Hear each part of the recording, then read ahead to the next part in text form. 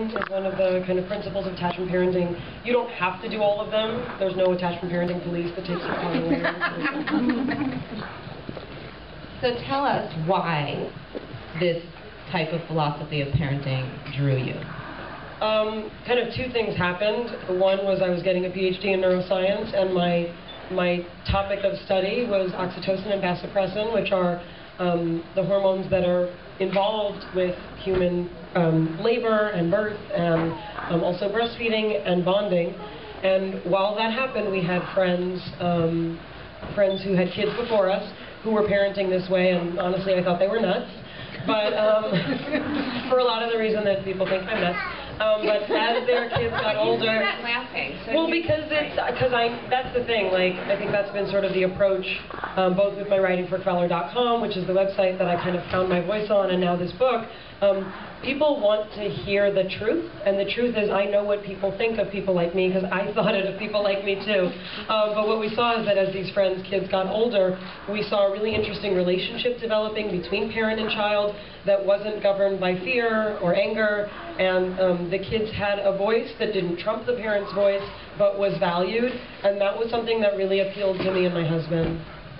Instead of dealing with the issue of, you need to eat, it's time to pee, we need to go. So the big question is, do your kids listen to you? Because I think that's something that we all struggle with. Right. They're not perfect, so I don't like to say that if you parent this way, your children will always listen to you. But I will say that the dialogue we have is very different than the dialogue I see from a lot of parents who say my kid won't listen. One of the things like that we talked about before, one of the things is consistency, one of the things is having logical consequences. Those are the things that build a relationship where children feel listened to and therefore want to listen. There's times when my kids are having a really crummy day and nothing's going right and no one's listening, and I literally think, do they have ear infections in both ears all the time because no one's listening? So that happens too, but again, the question is, what's the framework you come from?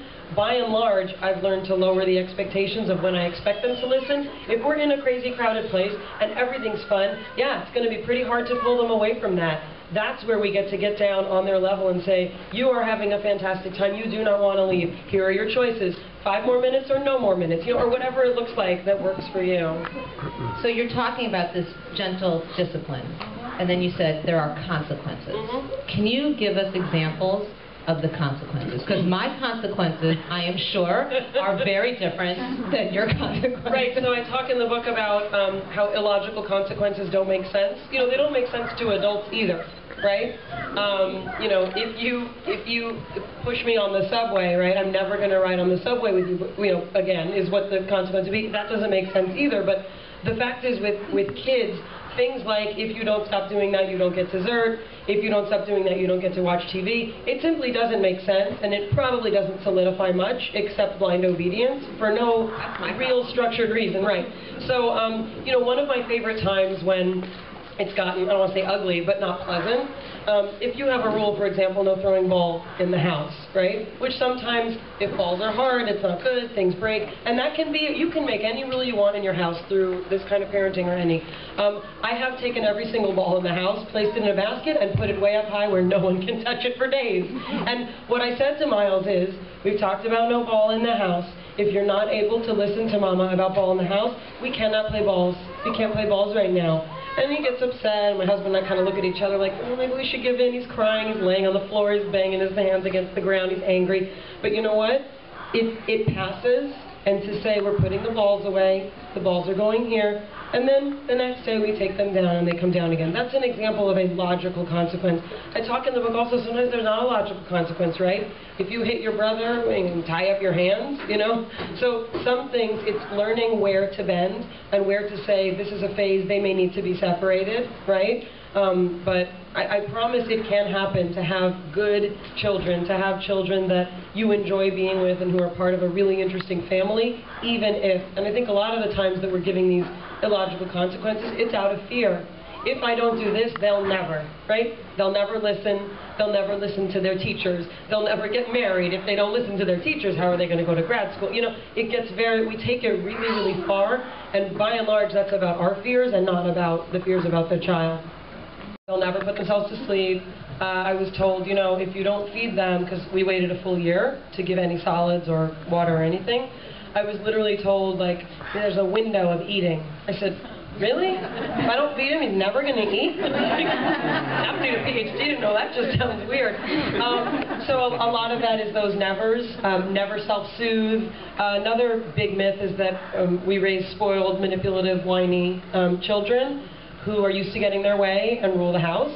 I've met a lot of spoiled, manipulative, whiny children, and many of them don't come from attachment parenting families, so I think something else must be at play. I mean, honestly, there's a lot of complexity to families. Another thing is that we parent this way because we want to be martyrs, or we're lazy, we don't know how to set limits, and I think what I'm trying to show in this book is that many of us make conscious decisions, and again, you don't need a PhD to know that, but many of us make conscious decisions that there's nothing wrong or weird about sleeping with your kid, breastfeeding beyond 6 months, or whatever it might be, and that the decision is made consciously and intellectually and from a healthy place. Not that I have some psychological wound from my childhood that I'm going to use my child to act out the real way I wish I was parented. Their age. No, but I mean, how do you set up? No. Do you set up large play dates where there's the sharing and the... Yeah. We are part of a community of homeschoolers. The first kind of socialization group we had was through a bunch of moms that I met who parented this way, and we formed it ourselves. And we would meet at first bi-monthly and then monthly, so that our kids have literally grown up together. And that started expanding. We're part of a larger homeschooling community where we have classes. Every Wednesday there's classes in the park. Miles has been taking French since he's 3. There's a bunch of other classes for older kids. We all meet in the park. There's tons of kids. Miles has boys he hangs out with. We have a scouting troop. My husband's the leader. We have 20 amazing scouts. So he socializes then. We have a organized field trip every Tuesday with a different select group of friends. We go to synagogue. We do all sorts of things. We feel over-socialized. In our homeschool community, there's a community that does a prom. That Miles writes for the school newspaper. So we have a lot of that structure. I consider Miles a healthily socialized child. He definitely, if you put him in the middle of a public elementary school, he probably wouldn't know a lot of the TV shows kids are talking about. He wouldn't have that toughness of the social dynamic of being in a class with 30 kids. I understand that. But our feeling is the world will beat him up in due time. And he's very sweet. His world is very creative and imaginative. He talks to people. He usually makes eye contact with them, as most 6-year-olds sometimes do, sometimes don't. But for us, it's hugely important that our child be socialized, that he be able to go to college and med school and do all the things parents want their kids to do. That's important to us too, even though. Let me just ask a question about your kids. Have they ever asked you about this? Do they know that it's something that not everybody Which does? part, schooling? Schooling and the attachment parenting. Yeah, Miles has picked up more, I think, just from hearing discussions about the book, and he'll say funny things like, I bet those people made that baby stop crying at night really early, He's heard the term, not having anything to do with the child he's observing, but he picks up these sentences that he hears in the public being floated around. He was there for the Nightline interview. It was the first time that anyone had ever been in our sphere like that. He knows that some people breastfeed and some people don't. I want to make sure, in general, that my kids don't have judgment about other families and other kids. We also choose to raise our kids vegan. That's not because it's right or better. It's what works for us.